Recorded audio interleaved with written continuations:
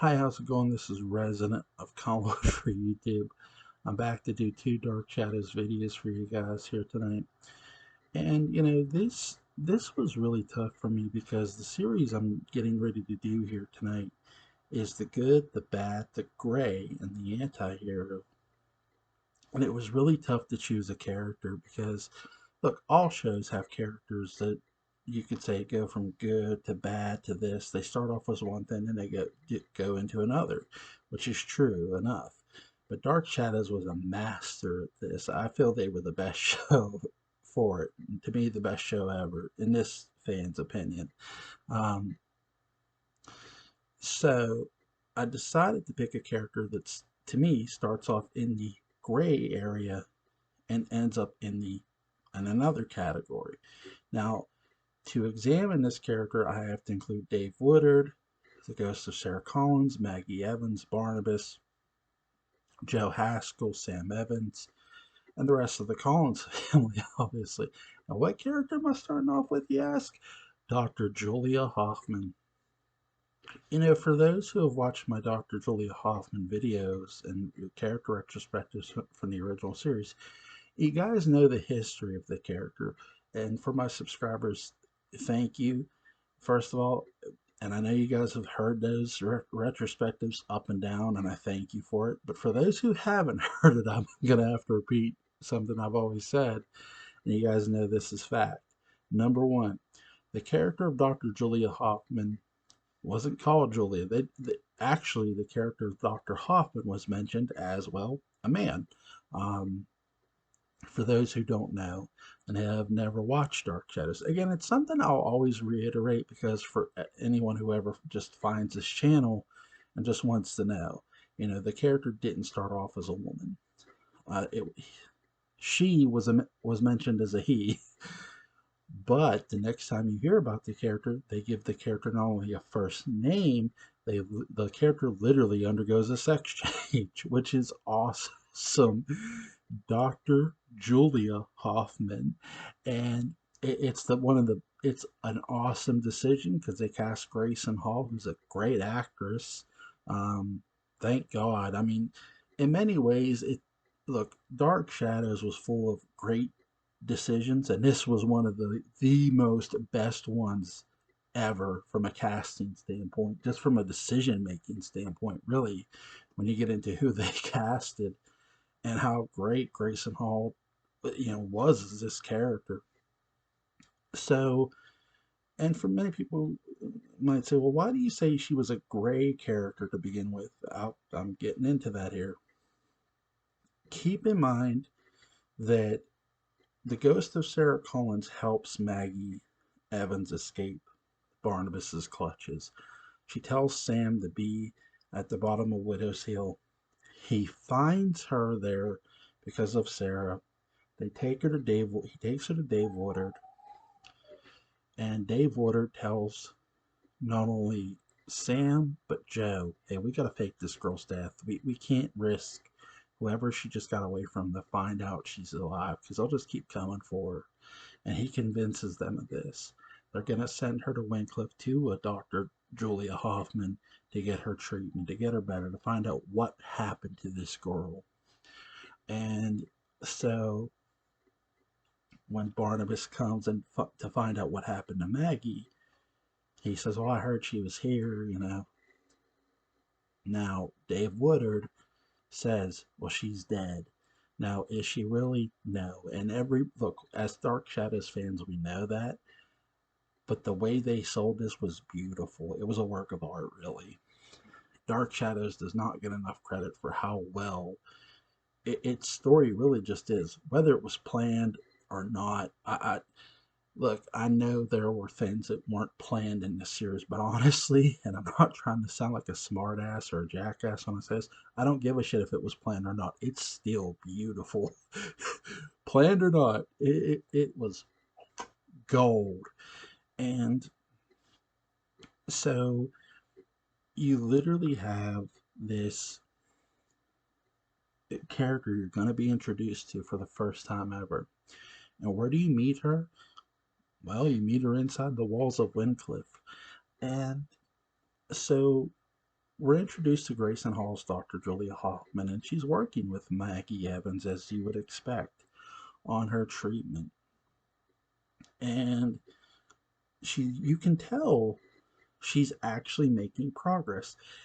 Some people might say, well, Dr. Julia Hoffman was a heel. I would disagree, strongly. For those who would think she was a heel, I don't buy that. And this is why, because she's literally trying to reach Maggie Evans here. She's trying to break through to her. Now, would I say she's self-centered? Sure.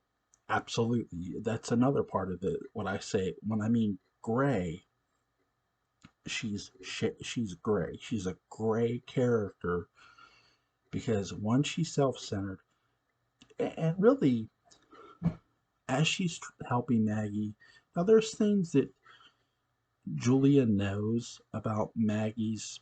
She knows Maggie was abducted. She doesn't know by who.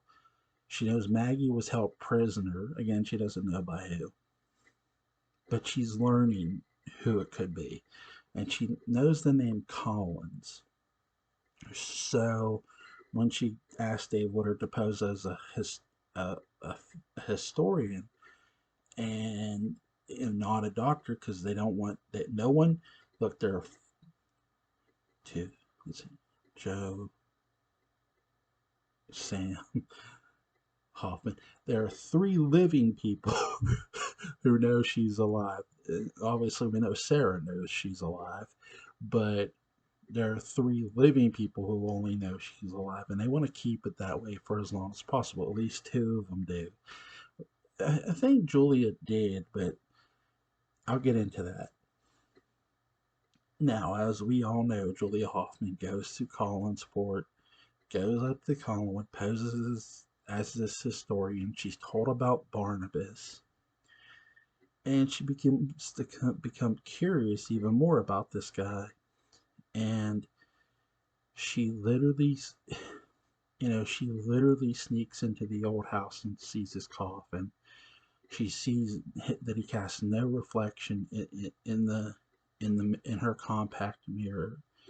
She is literally now knows this guy is a vampire, and she throws it out there. I mean, she's all but advertising it, and she doesn't run. And you think, man, how bold is this character for a character? Keep in mind the rules of Collinsport. If you know too much, you're dead, right? That's our assumption with this character. They're gonna 86 this character. I mean, think about it. Mark's right. Shout out to my buddy Mark Gilman. He's right. You literally have this character who knows too much information now. You think she's as dead as a doornail, but no, it not to be. When Barnabas comes into her room, she puts a dummy. She doesn't leave. She tells him, "Doctor, I can help. I'm Doctor Julie Hoffman. I can help you." When I say Dr. Julia Hoffman's selfish, yes, obviously she wants to cure Barnabas, but not just for his reasons, for hers. She wants to be on the cover of Time magazine, of a major magazine, and say, look, I cured this disease, this vampiric disease that no one ever dared to come close to curing, or even, maybe they attempted it, but they didn't come close to curing it, and I actually cured it. And now we know in the House of Dark Shadows movie, there's a line, vampirism is not a disease, which is a great line. But for the series, that line's not used. So, so we won't apply it here. Um, I love House of Dark Shadows, it's fun. But with this, obviously Willie, with the instructions of Barnabas, shows her down in the cellar. She sets up a lab, but then he's plotting to kill her, and Willie's like, "What? Like she just got here. Like we're gonna kill this woman?" And obviously Barnabas doesn't. You know, when I say this character was gray, here's what I mean. She knows what Barnabas is. She could just blow the whistle. She could tell Joe. She could tell Sam. She could finally. This is where, again, she's not evil. She's not a villain. She hasn't killed anybody. She hasn't killed Maggie Evans. In many ways, though she starts off a great character, I give her this in many ways. And this is where she's sort of tilting toward good too with the gray. By not by by making sure Maggie doesn't remember for a long period of time. In many ways, she's saving Maggie from herself and saving Maggie from Barnabas's wrath. I know that's a weird way to sort of look at this, and I'm not trying to justify or give it any sort of justification by no means, you know, but that is something I will always point to with Dark Shadows. Yes, was she self-centered? Did she want fame? Sure, Dr. Julie Hoffman did. But then, and I'll give another huge shout out to Christine Pierce and Cara Tillies. I had asked them, when do you think Dr. Julia Hoffman fell in love with Barnabas? And they had pointed out that when Julia offered off herself, like, here, bite me. You need to bite somebody, bite me. And that's a great point they made. A link to their channel will be in the description box with this video. So go check those ladies out. They're amazing Dark Shadows fans, and they've got great knowledge about this franchise. So, and are awesome guests too. So, and here's the thing with with that, hey, bite me. She said she offers herself up to him. This isn't just about her offering herself. This is about her being in love. I said I had to bring up other characters in this, and I have to bring up Dave Woodard. When Dave Woodard, once Willie is framed for the one abducting Maggie, and Julia Hoffman is very much in the gray. You could say, does this make her evil? Again, no. And here's why. Here's why I'll say no. Because with not exposing Barnabas, yet you could say, yes, she's keeping her experiments alive, which is still self centered. Yes, I would agree. But also, she's still protecting everybody else from the wrath of the vampire, from the wrath of this man. If everybody finds out about it, what's he going to do? He's going to start murdering people, she feels. And that's how she feels about it. She does not want the exposure until at least till afterwards, right? Until after she's cured him. Hey, he was a vampire, but now he's fine. Now it's all good. That headline, oh my god, that would have been rich to see, right? So after Willie's framed up, Dave Woodard says to her, "Oh, come on, Julie, don't you think I've seen it? How the way you look at Barnabas, your body language, And he's right. Dave Woodard is right here. Julia has fallen for Barnabas. Now, has Barnabas fallen for Julia? Not so much. I will say this. I've always said with Barnabas that yes, he bites Maggie, but he never turns Maggie into Josette. He never turns her into a vampire. And I don't think he would have ever gone through with it or was going to go through with it. And you want proof? Look at Dr. Hoffman. Hoffman is literally, offering herself up on a dinner plate to him, and he ain't having it. And I don't think he's just not having it because he doesn't want to, show that kind of emotion or whatever. I think he knows what it means. He has, Christine and Kara are right. They made this point more than I did, and I give them huge kudos and credit. He knows what it means to be what he is. He does not want to see somebody else go through what he's going through.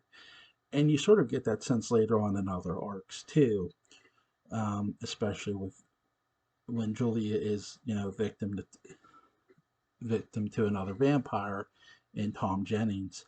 So now keep in mind with this, when I say this character's great, again, her self-centeredness, right? She's very self-centered.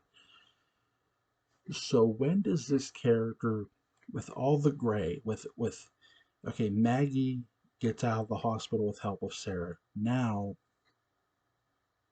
Maggie keeps, or sorry, Dr. Hoffman keeps Maggie hypnotized. So again, she's not doing anything bad.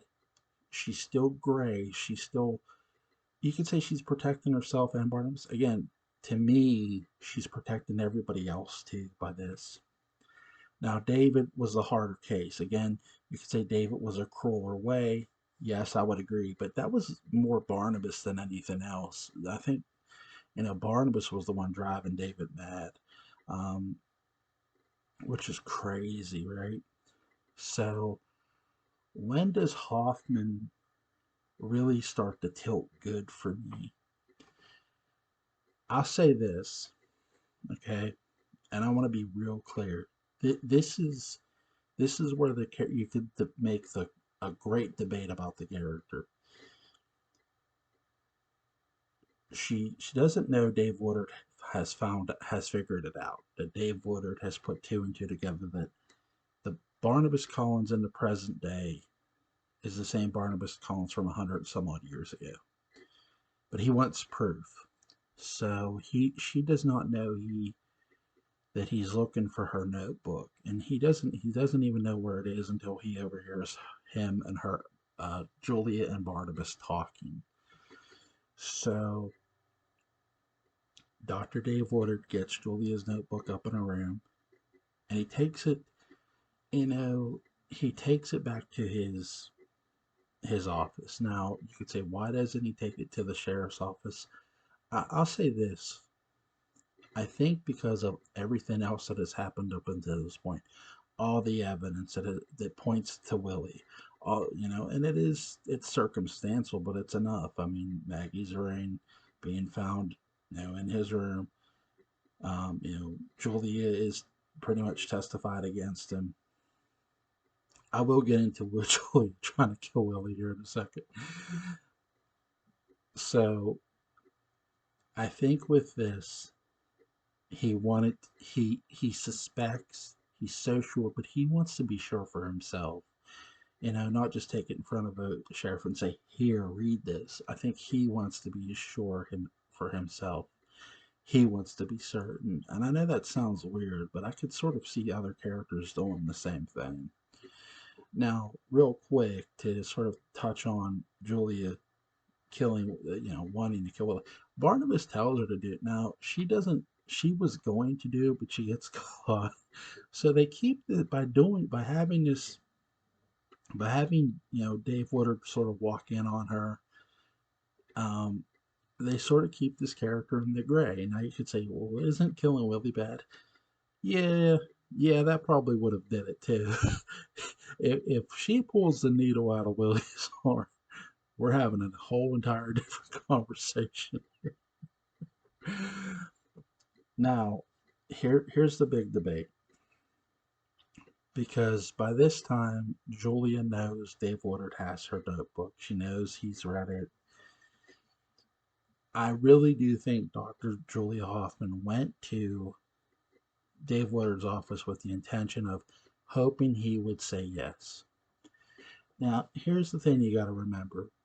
Yes, Julia Hoffman draws up a needle to make him have a heart attack. What you got to understand is, yes, she drew out the syringe, but I think Barnabas could have easily pulled back that syringe too. It wouldn't have mattered there.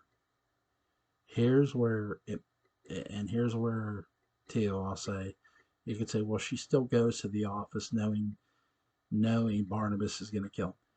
This is where I think they turn good here. And you might say, why do I say that? Even though Dave Woodard dies, because no matter whether she goes or not, Dave Woodard's gonna die. You gotta understand, Barnabas could easily just take that needle and do it all by himself. Her actually going, this is where, to me, they turn her good right here. This episode, you can look, if you disagree, you're welcome to. But with this, think about what she's doing in Dave Woodard's office. She's pleading with him. She says, "Please, Dave, please." She's begging him. She wants him to help her, not just right here to me is where things changed. This wasn't about fame anymore. This was about not just protecting an experiment. And it really, I think for a while there, it wasn't just about protecting an experiment. It was about literally protecting humanity for her. It became bigger than what her experiment was. And this more so than anything else, because here's Dave Woodard, her best friend, whose life, who she knows is in danger. He's placed himself in danger, and in many ways, she knows, she sort of feels halfway responsible for this. She wants his help, but mainly she wants him to live. She doesn't want him to die. She wants him to say, hey, yes, I'll help you. And it's not to be. Barnabas takes a syringe and stabs, and she doesn't do it. He does it, and she's so distraught over it. She can't believe this happened. It came to this. And I think that episode really is where I felt sorry for Julia, because I was thinking, man, she's literally in a rock and a hard place. Because if she would have not went and just said, if she would have just said, all right, you take care of Dave Woodard, I would have never felt sorry for her. If she would have just drew the syringe and handed it to him, and he would have took it or just took it from her, and she lets him go all by himself, I wouldn't have felt sorry for her. But the fact that she goes and tries to talk Dave Woodard into joining, and even the shock of Barnabas doing it, I wouldn't have felt sorry for her. To me, she, from this episode, she goes from gray to turning somewhat good, and they make you feel sorry for her. Now, where does she turn fully good? I would say, right before the seance, before the seance happens, she's teetering, they turn her good in that episode to me, in my opinion. So again, here's a character who started off gray, who went from to being good. And obviously they don't keep her that way. She does, there's times she she gets, possessed, obviously. And so they do a lot of things with Dr. Julia Hoffman that are just pure fun. I mean, what's the biggest, to me, moment to where is she sticking it to Barnabas and went by holding the seance? No, actually, to me. Well, that's one of them. But to me, when she tells Barnabas she heard a woman laughing in a mausoleum, and I think there's again, I'm pretty, that moment right there when she tells him that, and I'm pretty sure she does. So that's something I'll say that, because we all know that's going to be Angelique, right? Episode 361, a wicked woman laughs in the mausoleum. That's Angelique, to me. But obviously the seance happens, and it's a big middle finger from her to Barnabas, like, hey, you brought this upon yourself, buddy. And when they come back, he's sort of flirting with her, but she's like not having that. But you know, I did not know Grayson Hall wore a wig until my buddy Fred Barnabas told me she was wearing a wig. I was like, really, she wore a wig? I didn't know. I thought that was her real hair, but no, she wore a wig. Shout out to him. That's funny. I didn't know. Honestly, I could not tell. That was the if that was the best wig they've ever had. Then ever, ever. I actually like Cassandra's black-haired wig. I'm probably gonna, I like how she had how Cassandra Laura Parker had the black hair, the raven-like hair. I like that wig. Um, but yeah, I'd say Hoffman had the best wig. Now we know Julie is gonna go on to help Barnabas with Adam, the Adam experiments, along with Doctor Lane. What I find most interesting about Dr. Hoffman along the way, when you watch the Adam arc, pay attention, or well, before the Adam arc, once Victoria Winters comes back from 1795, there's a conversation between Barnabas and Dr. Hoffman, and Barnabas says about a witch. Keep in mind, Dr. Hoffman, Dr. Lane believed in vampires, right? supernatural creature, right? Neither of them believes in a witch. That was shocking to me. Still to this day shocks me. Now, I like it because it lets you know that there are people who are modern day that don't believe in supernatural things, certain supernatural things, which is cool. It's believable. I could see this. Dark Shadows, for being a fictional show, gave itself its actors and the way they portrayed their characters gave this show great credibility. The writers did too, obviously. I'm not taking anything away from them, but the lines when the actors spoke them, you damn sure believed them. Um, and that, again, credit to the writers, credit to the actors, actresses. I'm not trying to take anything away from any one person. It just perfection, pure gold here. And Hoffman's going to continue down this path of good for what seems like forever, until finally Gerard Styles, Judah Zachary, right? Oh my God!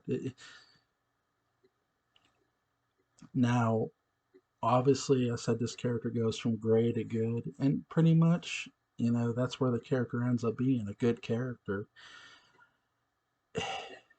She was in love. I give a lot of credit to Christine and Kara. They're right. Julia is head over heels in love with Barnabas. She would do anything for him, and really, that's love. She really loves him. She loves him to pieces, and that's something I'll say. So while this character, Dr. Julie Hoffman, starts off in the gray category, she does not stay there. And that's something you're going to see with the theme of these too. That one character, just because they start off in one category, doesn't mean they're going to stay there.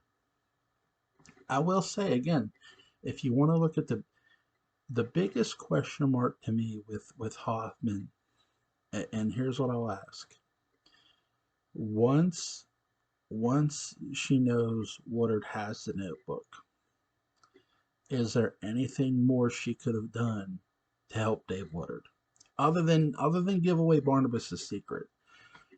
I would say no. She, again, I I don't think,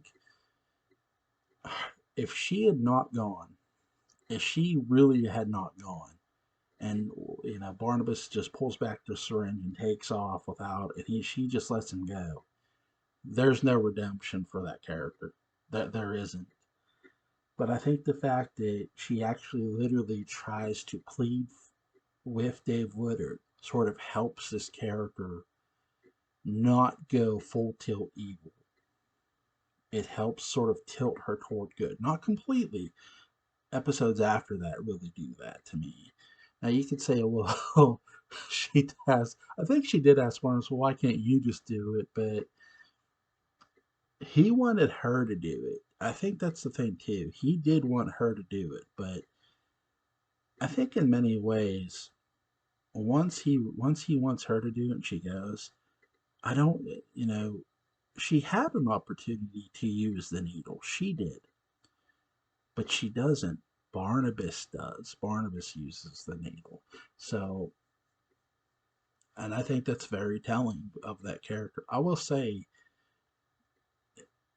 I'm really. You want to talk about another moment where Julia Hoffman slaps Angela Cassandra? What a moment, right? Total soap opera moment, as my buddy John Philip Bencourt has pointed out. He's right. Shout out to him. But amazing, amazing stuff. I'm trying to think if there's any. Now, Julia does help Barnabas, in 1970 Parallel Time. Again, that just more heroic stuff from Dr. Hoffman. And I hope you guys enjoyed this first video. I have a whole nother video to do here.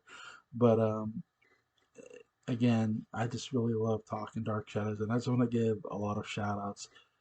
First of all, thank you to everybody who subscribes to my channel. I really appreciate it. And I really appreciate you guys stopping by and listening to me ramble on about what I love, which is Dark Shadows. Um, Again, shout out to Mark Gilman, shout out to John Philip Bencourt, Christine Pierce, Cara Tillies, um, shout out to my buddy Patrick McCray, Gordon, huge shout out to him. Um, Shout out to Butch Rosenbaum. Shout out to Cousin Barnabas. I want to give a special thank you and shout out to Will McKinley and Nancy Kersey. They were guests on my channel way in December on Jonathan Frid's birthday. And it was so nice of them to join me and talk about when they had worked for Jonathan. Uh, I couldn't have been more honored. I was just elated. I was like, oh my God. But huge thank you to them and shout out to them. Also, I'll say this too about Julia real quick. The most shocking I find about Hoffman is, and I know this is going to sound weird, because you could say other doctors have done this too throughout, but I think just how much it went the experimentation to from the experiment to protecting the experiment, but then falling in love with the person you're treating. And it wasn't just her. It's not like it wasn't a forced love. She honestly felt something for the guy, and I do think that's what I find most amazing. And again, my wife has said it. Jonathan Frid was a handsome man. Yeah, he was. So, hey, all right, guys. I hope you enjoyed this video. Thank you, and shout out to everybody. God bless.